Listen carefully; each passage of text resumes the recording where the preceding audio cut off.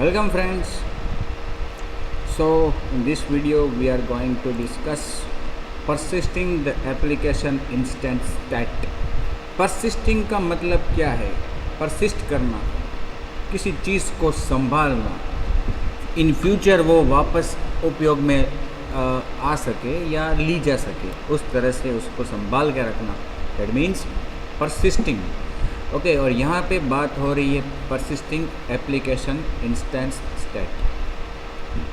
ये शब्द कुछ जाना पहचाना लगता है हमें, क्योंकि अगला ही वीडियो, इसके पहले का जो वीडियो था उसमें demo of life cycle of activity और एक्टिविटी की लाइफ साइकिल, दोनों ही वीडियोस में कई बार इस शब्द का उल्लेख हुआ है, परसिस्ट.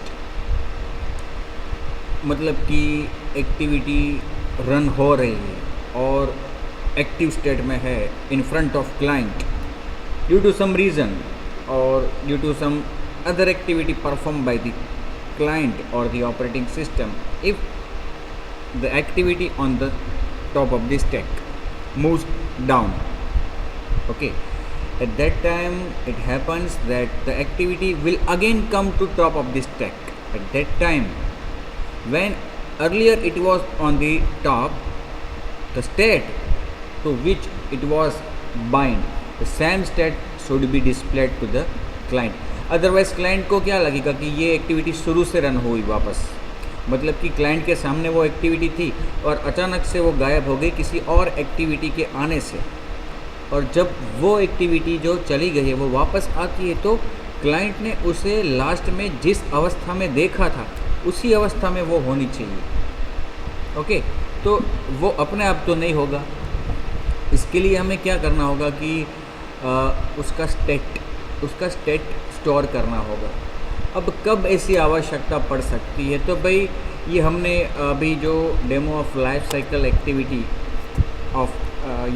एक्टिविटी लाइफ साइकिल को डिस्कस किया और डेमोस्ट्रेट किया, तब हमें ये भी जानने को मिला कि भाई डिवाइस का जब कॉन्फ़िगरेशन चेंज होता है तब भी एक्टिविटी को पॉज, स्टॉप, डिस्ट्रॉय भी किया जाता है और वापस क्रिएट में से वो शुरू होता है. इसीलिए दोस्तों, ऑन क्रिएट में ऐसे ही नहीं यहाँ पे ये ऑब्जेक्ट पास किया है, इसकी एक आवश्यकता भी है, इसकी ज़रूरत भी है. इसीलिए अदरवाइज़ ऑन क्रिएट में, अगर ऑन क्रिएट सबसे शुरू में ही रन होती है तो इसमें ऑब्जेक्ट क्यों पास किया है? इसमें ऑब्जेक्ट इसलिए पास किया है कि ये ऑन क्रिएट अगर सेव के बाद कॉल हुआ है, मतलब एक्टिविटी को कॉन्फ़िगरेशन चेंज होने की वजह से एक्टिविटी को डिस्ट्रॉय किया गया है और वापस रिक्रिएट किया जा रहा है, तो रिक्रिएट होने पे यहाँ पे लास्ट में जो उसका स्टेट था वो स्टेट पास होगा एज अ बंडल. तो आप भी अपनी एक्टिविटी में कुछ ऐसा करना चाहते हो, ज़रूरत पड़ेगी आपको, तो कर सकते हो. तो हमने जो दो मेथड्स लास्ट में डिस्कस की थी, दो methods on save instant state और ऑन रिस्टोर इंस्टेंट स्टेट, ये आपको यहाँ पे उपयोगी होगी. देखिए अब क्या उपयोगी होगी, कहाँ पे उपयोगी होगी, ये चीज़ समझने के लिए हम क्या करेंगे, अपनी ये जो एक्टिविटी है, कौन सी एक्टिविटी,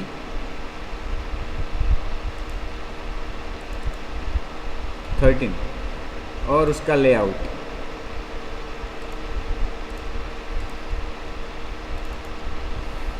ओके, ये जो मेरी एक्टिविटी है इसमें मैं लेआउट चेंज करके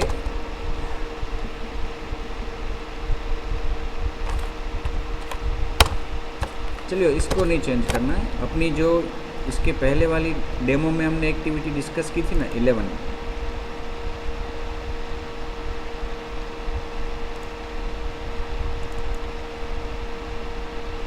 सॉरी 11 भी नहीं,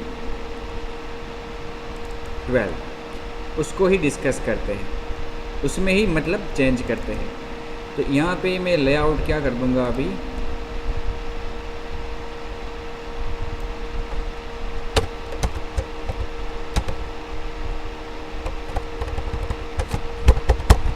लीनियर लेआउट। ओके, और कुछ मुझे आपको केवल बताना है और कुछ नहीं करना है। यहाँ पे मैं एक एडिट टेक्स्ट लेता हूँ।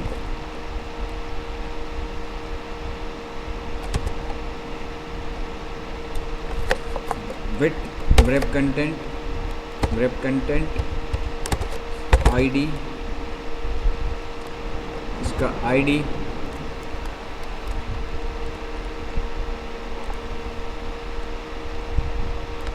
मैं रखता हूँ एडिट टेक्स्ट 1। ओके, इसमें हिंट रखते हैं एंटर फर्स्ट नेम, और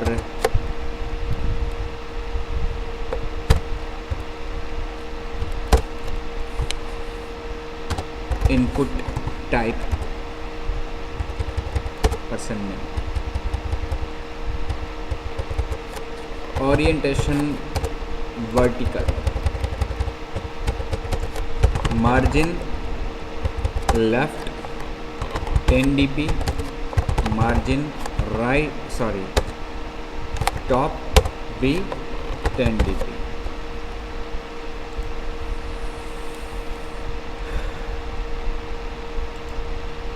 इसी तरह से एक दूसरा एडिट टेक्स्ट लेता हूँ मैं,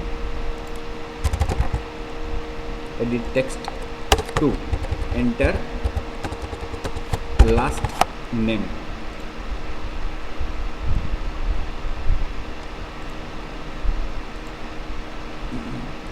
हो गया। इसको रन करता हूँ।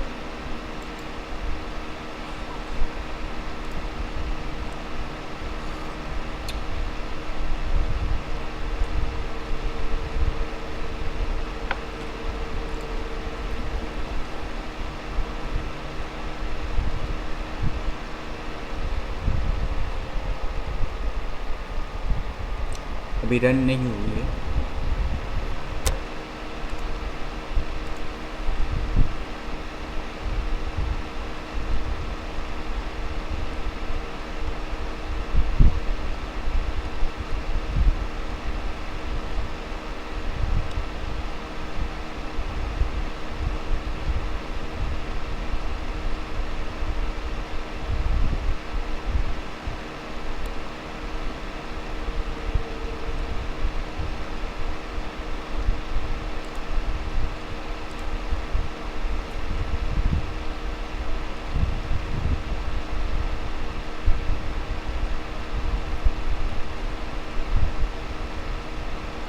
ओके, यहाँ पे मैं नेम इनपुट करता हूँ मेरा चिराग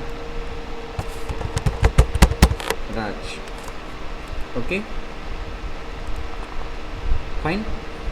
अब देखो, इसको मैं एग्ज़िट करता हूँ। ये हम सभी पहलू से देखेंगे, इसलिए it will take some time, लेकिन आप देखो जानने को मिलेगा आपको। ये डिस्ट्रॉय हो जाएगा। वापस रन करते हैं। डिस्ट्रॉय हुआ है तो वो डेटा उसने एग्जिट ही कर दिया, तो डेटा की आवश्यकता ही नहीं है ना क्लाइंट को। अभी वो कह भी नहीं सकता कि भाई मुझे वो डेटा चाहिए, मैंने जो नाम इनपुट किया था वो मुझे वापस दो, ऐसा वो अभी कह नहीं सकता, क्योंकि उसने खुद ने एग्जिट किया है। अगर आपको लगता है कि वो कहेगा तो आपको सोचना पड़ेगा आपके क्लाइंट के बारे में। अब यहाँ से मैं बीच में होम प्रेस करता हूँ। होम प्रेस कर दिया मैंने, home on pause, save and on stop।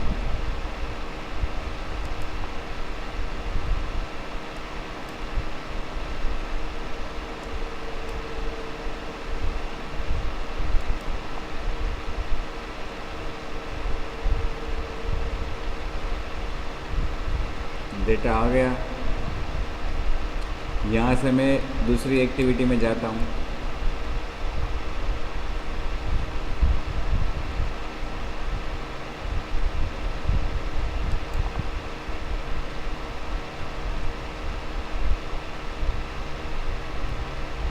दूसरी एक्टिविटी, वापस पहली एक्टिविटी में आता हूँ।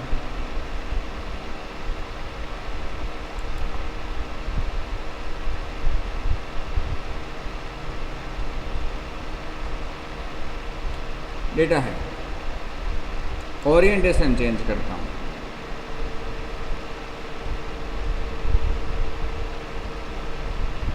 डेटा है,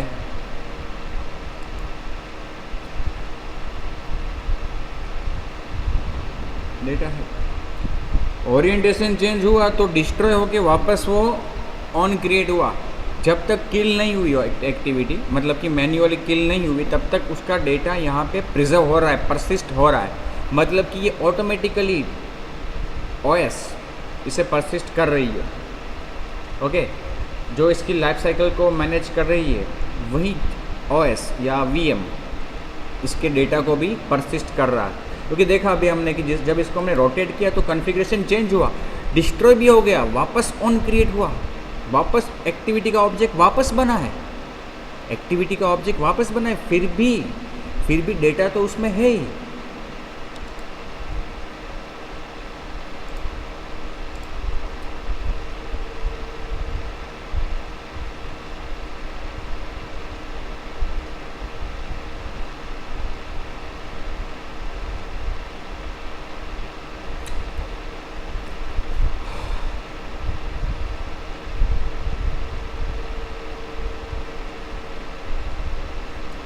अब देखिए, मैं लेआउट में एक चेंज करता हूँ। 2 एडिट टेक्स्ट है हमारे पास। दूसरा जो एडिट टेक्स्ट है उसका मैं आईडी रिमूव करता हूँ।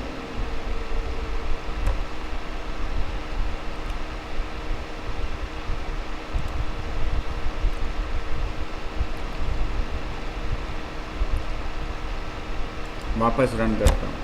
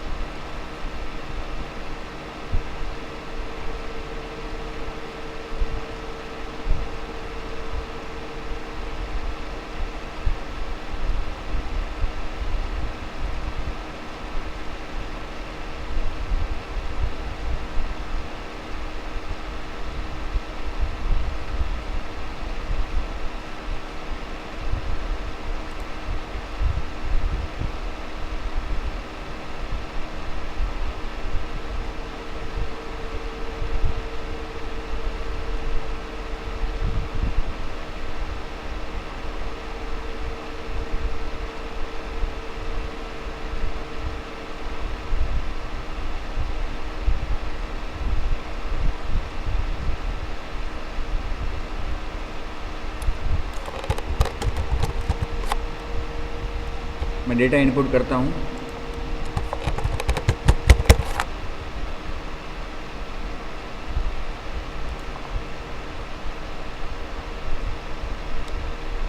होम क्लिक करता हूँ, होम बटन।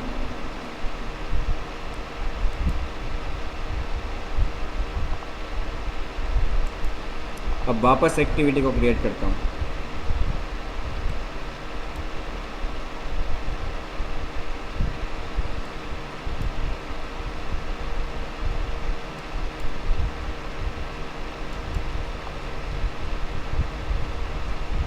रन करता हूँ।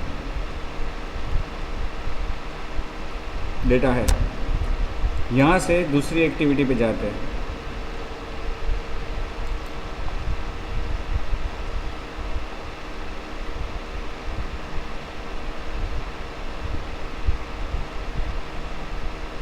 वापस उस एक्टिविटी पे आते हैं।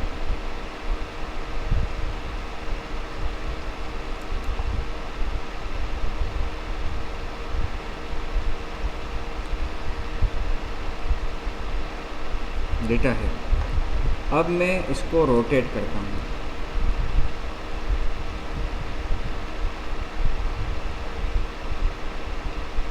लास्ट नेम चला गया, कोई बात नहीं, वापस मैं लास्ट नेम इनपुट करता हूँ।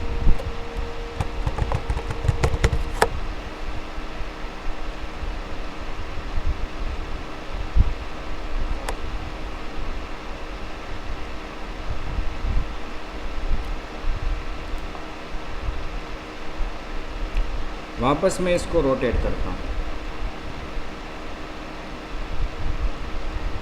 चला गया। क्यों चला गया? पहले तो नहीं जा रहा था, तो अब इसलिए चला गया क्योंकि उसका आईडी मैंने निकाल दिया है। तो ऐसे व्यूज़ कि जिनको आपने आईडी दिया है वो ऑटोमेटिकली उसका स्टेट परसिस्ट होता है, लेकिन ऐसी चीज़ है जिसका आईडी नहीं है, कॉन्फ़िगरेशन चेंज होने पे उसका स्टेट परसिस्ट नहीं होगा। तकलीफ़ कब हुई? जब कॉन्फ़िगरेशन चेंज हुआ, रोटेशन हुआ तब। अदरवाइज़ होम बटन प्रेस किया, दूसरी एक्टिविटी पे गए, तब कुछ चेंज नहीं हुआ था। लेकिन जब कॉन्फ़िगरेशन चेंज हुआ रोटेशन करने से, तब वो दूसरे एडिट टेक्स्ट की वैल्यू चली गई। और भी एक चीज़ आपको बताता हूँ। सपोज़ कि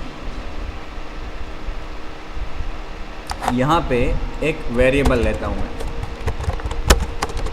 इंटीजर काउंट। ओके, वो इनिशियली 0 होगा। अब काउंट को मैं यहाँ पे काउंट प्लस प्लस करता हूँ, ठीक है। और यहाँ पे ऑन क्रिएट के बाजू में उसकी वैल्यू मैं डिस्प्ले करूँगा, काउंट को मैं ऑन स्टार्ट में भी काउंट को प्लस प्लस करता हूँ, और यहाँ पे उसकी वैल्यू को मैं डिस्प्ले करता हूँ। मतलब जितनी बार ये मेथड कॉल होगी, सभी मेथड्स, तब ये काउंट प्लस प्लस होता जाएगा। हर एक मेथड में ये प्लस होगा, ठीक है।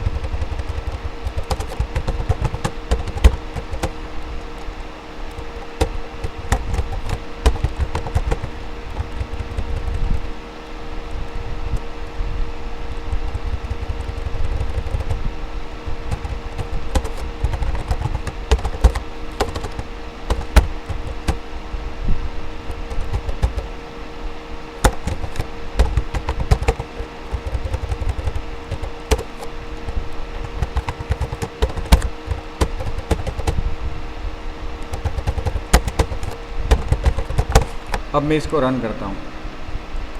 तो काउंट तो इंस्टेंस वेरिएबल है, तो जितनी बार ये मेथड्स कॉल होगी सभी में ये प्लस प्लस होता जाएगा, ठीक है। तो उसकी वैल्यू, ये मेथड्स जो जितनी बार कॉल हुई है उतनी बार इंक्रीमेंट होती रहेगी।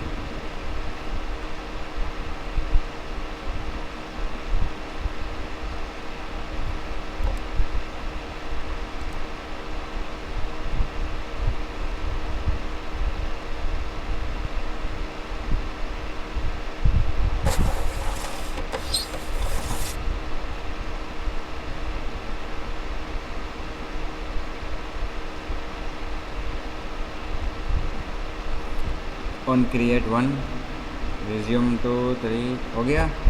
अब मैं सपोज़ होम बटन प्रेस करता हूँ,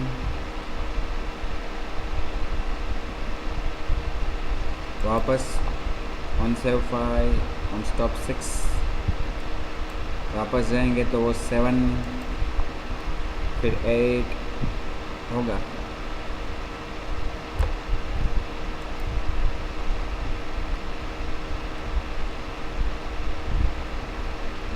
यहाँ से दूसरी एक्टिविटी में जाएंगे,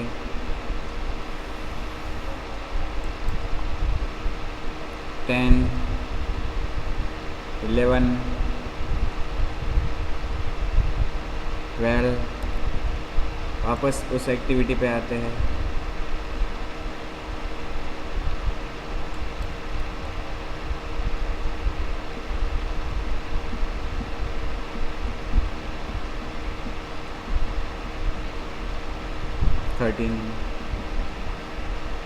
अब ओरिएंटेशन में चेंज करता हूँ,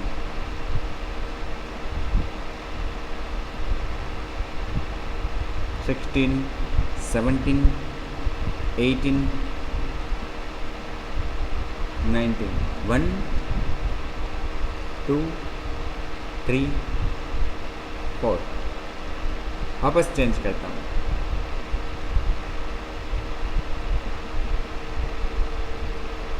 5 6, वापस 7 8, 1 2 3। तो यहाँ पे इसका मतलब क्या हुआ कि लोकल वेरिएबल्स जो है या फिर वेरिएबल्स, उनकी वैल्यू भी परसिस्ट नहीं होती।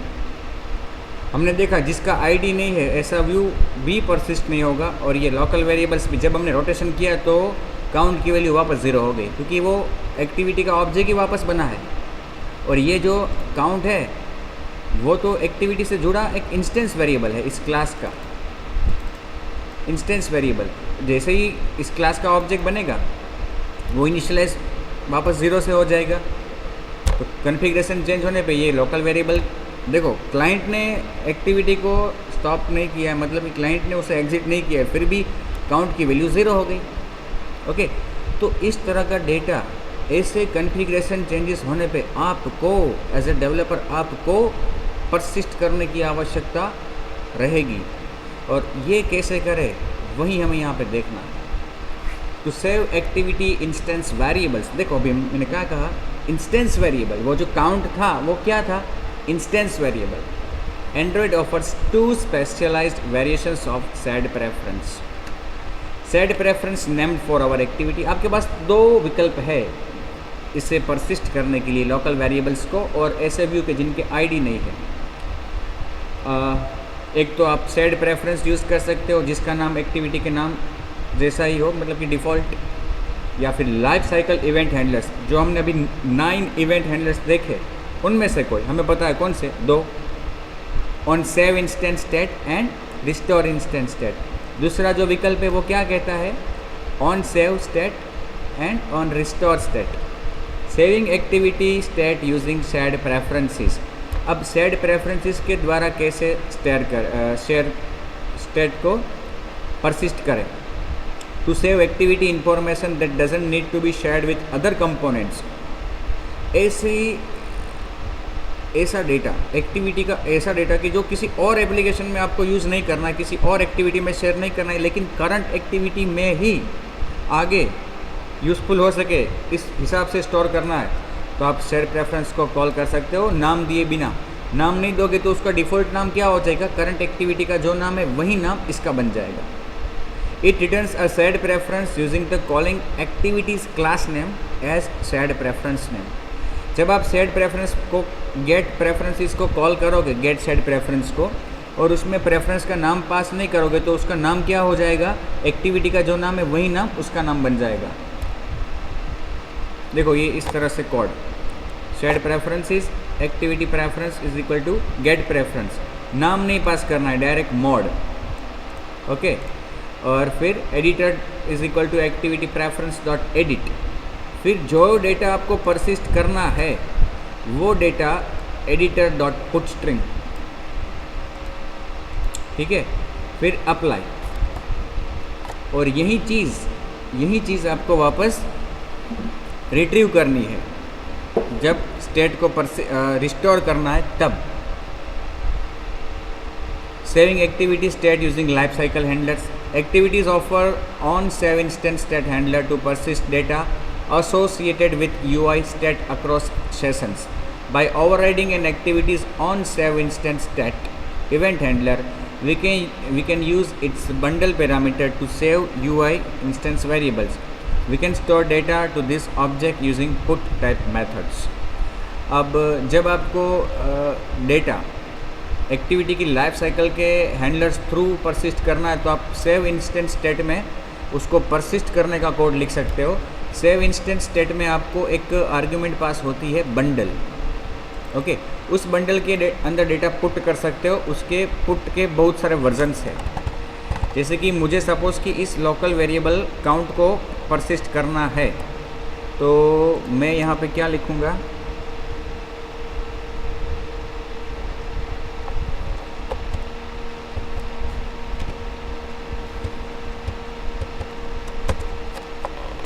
बंडल, बंडल का नाम क्या है, आउटस्टेट डॉट पुट, नाम रखता हूँ काउंट और वैल्यू भी उसकी count, sorry put int। Okay, यहाँ पे पुट करने का आपको उसे, फिर देखो सेव इंस्टेंस स्टेट में हमने जो डेटा परसिस्ट करना है उसको पुट किया। ओके,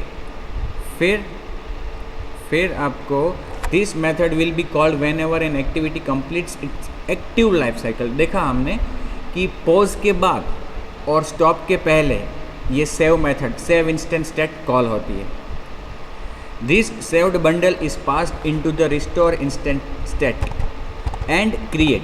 अब देखो ये जो बंडल का ऑब्जेक्ट आउटस्टेट यहाँ पे हमें मिला है जिसमें हमने डेटा रखा, वही बंडल का object outstate on restore instant state में भी पास होता है, भले उसका नाम अलग है। यहाँ पे बंडल, ये जो ऑब्जेक्ट है वो यही ऑब्जेक्ट है, और एडिशनली ऑन क्रिएट में भी जो बंडल मिलता है वो वही है जो सेव इंस्टेंस स्टेट में आपने पास किया था। ठीक है, so if the application is force to restart during a session, लेकिन कब पास होगा, जब एक्टिविटी को क्लाइंट ने किल नहीं किया है, फोर्सफुली किसी वजह से उसको रिस्टार्ट किया गया है। क्योंकि देखो ओरिएंटेशन चेंज हुआ तो क्या रिस्टार्ट ही हुई ना, रिस्टार्ट मतलब डिस्ट्रॉय होकर वापस रिक्रिएट होकर रन हुई। ओके, तो तब ऐसे केसेस में बंडल के अंदर जो डेटा रखा है वो ऑन क्रिएट में भी मिलेगा, ऑन रिस्टोर में भी मिलेगा। देखो ये ऑन क्रिएट में हमने उसे बंडल में सेव इंस्टेंस स्टेट से निकाला। देखो यहाँ पे चेक किया कि अगर वो नल नहीं है तो, मतलब कि कुछ डेटा रखा है तो उसको रिट्रीव करके वापस सेट किया। तो यही चीज़ हम अपनी एक्टिविटी में भी कर सकते हैं। देखो यहाँ पे हमने ऑन रिस्टोर इंस्टेंस स्टेट में उसको, सॉरी आउटस्टेट डॉट पुट int किया ऑन सेव इंस्टेंस स्टेट में। तो यहाँ पे हम चेक कर सकते हैं ऑन रिस्टोर इंस्टेंस स्टेट में इफ़ सेव्ड इंस्टेंस स्टेट, मतलब कि ये बंडल का ऑब्जेक्ट नल नहीं है तो, मतलब कि नल नहीं है मतलब क्या हुआ कि वो उसमें कुछ डेटा है, और वो डेटा कहाँ से आया, सेव में से आया। अगर डायरेक्टली ये मेथड कॉल हुई है सेव के बिना, इसका मतलब ये कि कुछ डेटा रखा नहीं है उसमें, नल नहीं है तो कुछ डेटा रखा है, और वो डेटा क्या रखा है हमने, काउंट। तो उसे निकालना होगा यहाँ से, count is equal to saved instance state dot get int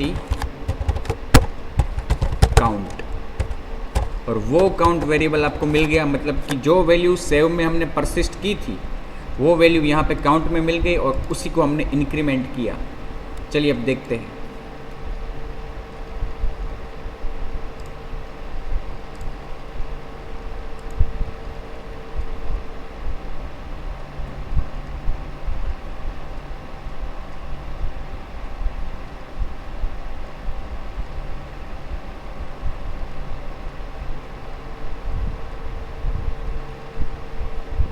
देखो on pause, on save, on 6, on stop 6, on restart, on start, on resume 9। Okay, अब इसको मैं रोटेट करता हूँ, on pause, on save, on destroy, on 13 तक पहुँचा, create में वापस 1 हो गया, स्टार्ट में 2 हुआ।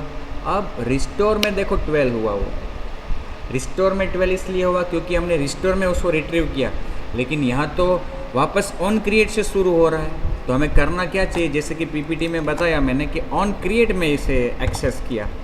तो इसी कोड को, जिस कोड को हमने यहाँ पे इस तरह लिखा है, वही कोड एक्चुअली यहाँ से रिमूव करके ऑन क्रिएट में लिख देना है।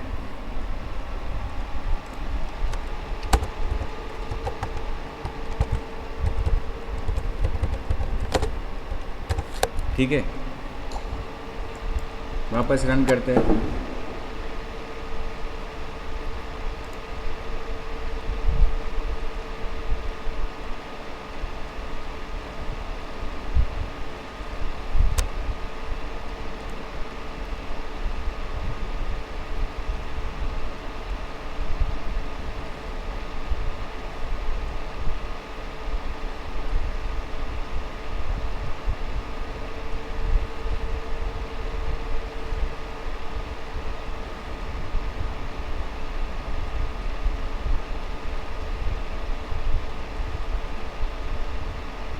देखो ऑन रिज्यूम 9 हुआ। अब इसको ओरिएंटेशन चेंज करते हैं। 10, 11, 12, 13, 12, 13, 14, 15। अब देखो एक्चुअली हमने क्या किया है, उसको सेव करते वक्त काउंट को प्लस प्लस करके काउंट की वैल्यू सेव की है। तो काउंट की वैल्यू हमने जो परसिस्ट की है वो यहाँ पे अगर डिस्प्ले हो जाती है 12, तो वो 12 यहाँ पे परसिस्ट होके इसमें परसिस्ट होगी 12, और वो हमें मिल रही कहाँ पे, ऑन क्रिएट में। ओके, की काउंट 12।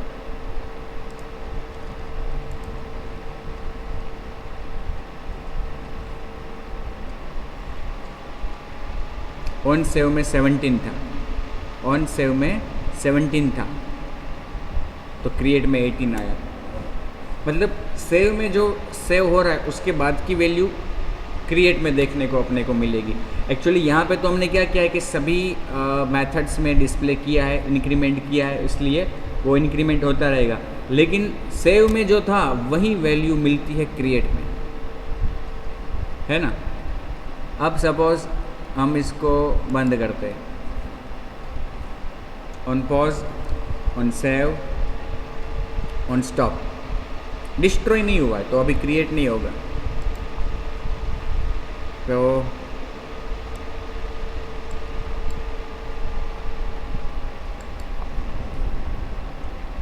रिस्टार्ट होगा।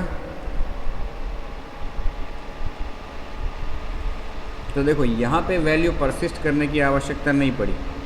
ओके, इसी तरह से अगर हम दूसरी एक्टिविटी को रन करते हैं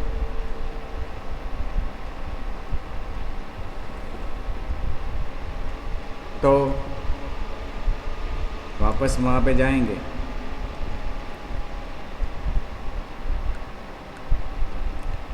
तो कॉन्फ़िगरेशन चेंज नहीं हुआ है, इसलिए डेटा परसिस्ट हो रहा है। ये हमने किया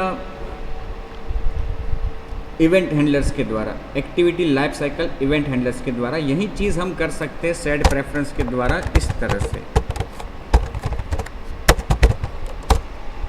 ठीक है, इस शेड प्रेफरेंस को मैं क्रिएट करता हूँ। ऑन क्रिएट में shared preference is equal to get shade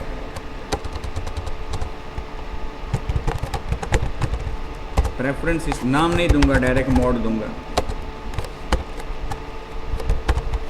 ठीक है,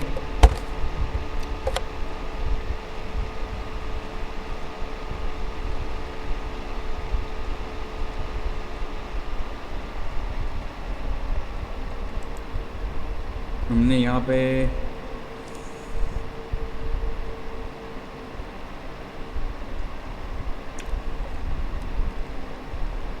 एक्टिविटी डॉट मोड प्राइवेट ऐसा तो लिखा था। एक्टिविटी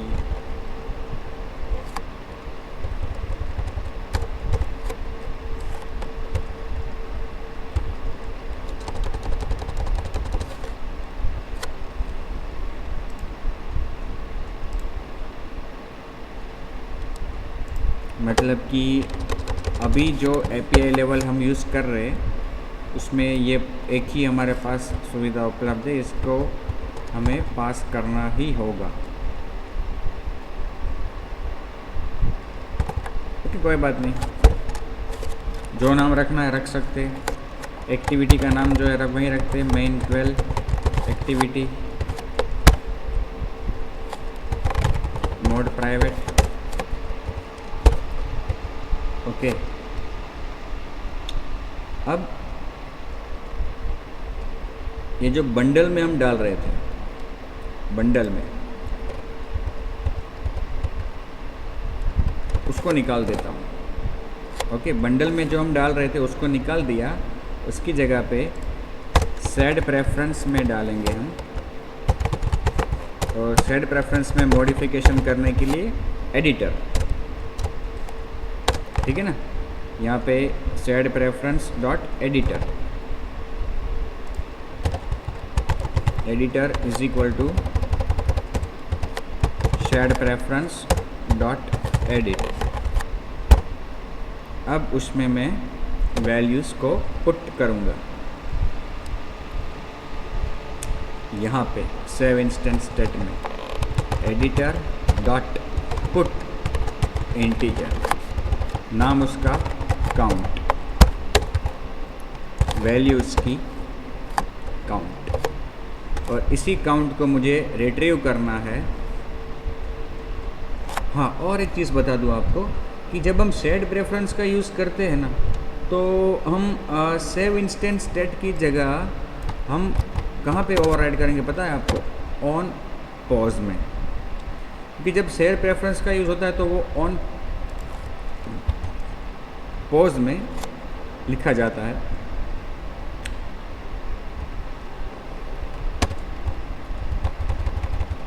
ये जनरल उसका मैकेनिज्म है। ओके, और रिट्रीव कहाँ पे करना है वापस उसको?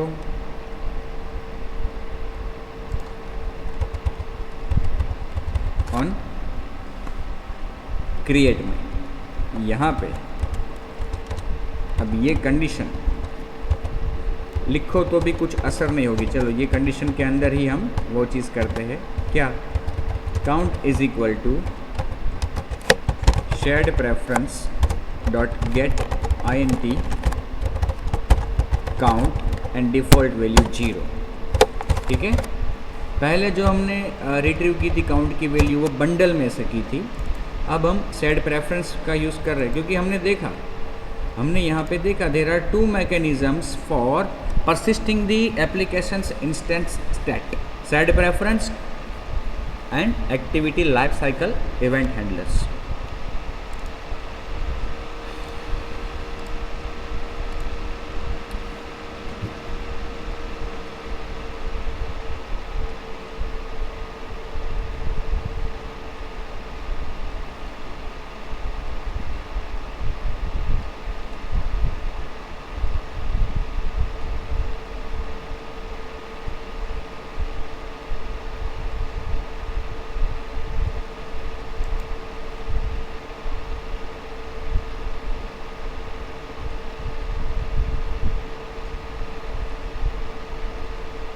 ऑन डिस्ट्रॉय 13 क्रिएट 1 वापस आ गया, स्टार्ट 2, रिस्टोर 3, रिज्यूम 4। इसका कारण मित्रों ये है कि मैंने एडिटर में पुट करके उसको अप्लाई नहीं किया।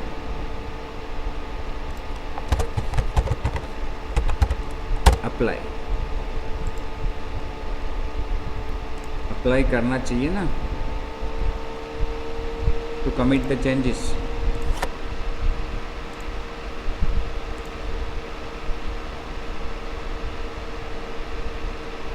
वन 2 3 4, अब देखो 4 5 6, डिस्ट्रॉय में 7, क्रिएट में 5। क्रिएट में 5 क्यों आया? क्योंकि हमने पॉज में जब उसकी वैल्यू 4 थी, पॉज में 4, तब उसको परसिस्ट किया था, इसलिए। ठीक है, वापस उसको रोटेट करते हैं। 9 10 11 12 वापस 10, इसलिए कि पोज में उसकी वैल्यू 9 थी, 11, 12। ओके, अब और एक चीज़ आपको बताता हूँ कि हम यहाँ से एग्ज़िट करते हैं।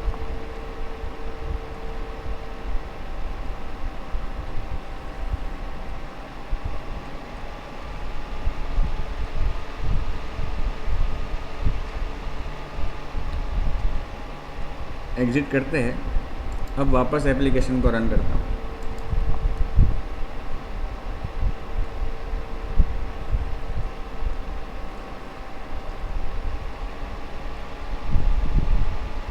ठीक है, तो वो पहले से शुरू हुआ। पहले से वो शुरू इसलिए हुआ कि हमने यहाँ पे कंडीशन लिखी है ये कि सेव्ड इंस्टेंस स्टेट। अब देखो वापस वो पहले से शुरू हुआ है तो सेव इंस्टेंस स्टेट तो नल होगा। अगर नल है तो सेड प्रेफरेंस में से वैल्यू नहीं निकाली उसने। सेड प्रेफरेंस में वैल्यू थी लेकिन उसने निकाली नहीं। ओके, तो वापस 0 से ही शुरू हुआ, मतलब 1 2 3 इसलिए। लेकिन अगर हम इस कंडीशन को निकाल दें यहाँ से और रन करें,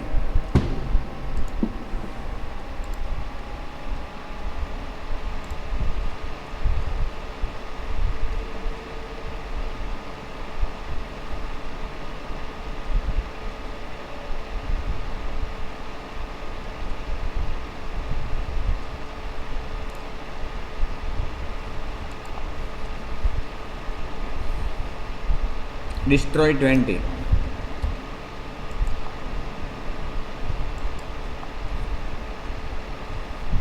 देखो किल करके मतलब कि एग्ज़िट करके हमने वापस रन किया तो भी हमें काउंट की वैल्यू 1 से नहीं मिल रही, बिकॉज के सेड प्रेफरेंस में से हम वैल्यू निकाल रहे हैं।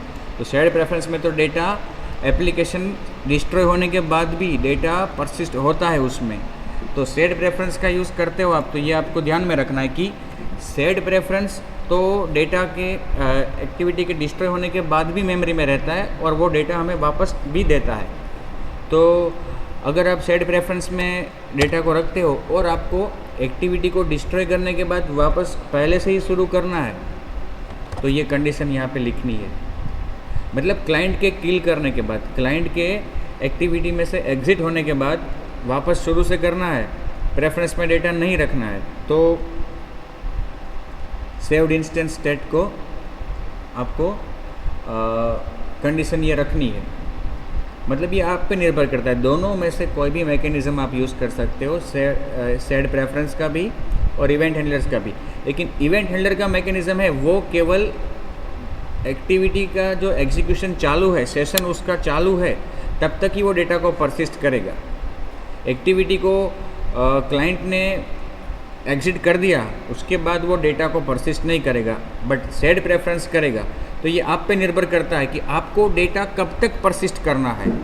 नेक्स्ट एग्जीक्यूशन क्लाइंट एक्टिविटी में से एग्ज़िट होने के बाद जब वापस उसे रन करता है तब भी वो डेटा आपको चाहिए तो प्रेफरेंस का यूज़ करो। लेकिन आपको डेटा एग्ज़िट करने के बाद नहीं चाहिए, क्लाइंट एग्ज़िट करता है उसके बाद वो डेटा नहीं चाहिए, तो आप इवेंट हैंडलर का यूज़ करो। दोनों ही विकल्प आपके पास अवेलेबल है। एडिशनली हम इस सेड प्रेफरेंस को क्लियर भी कर सकते हैं, लेकिन वो क्लियर हम कब करेंगे?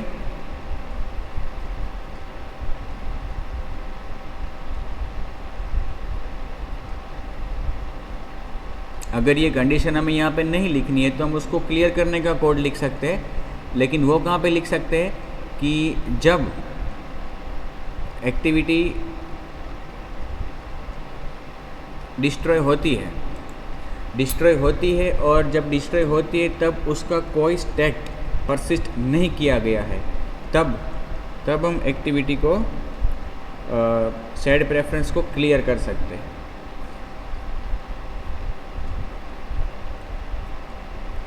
ठीक है, तो ये था मित्रों persisting activity state. Okay, next video में आपको मैं एक छोटा सा एग्जांपल दूंगा इसका। तब तक के लिए धन्यवाद।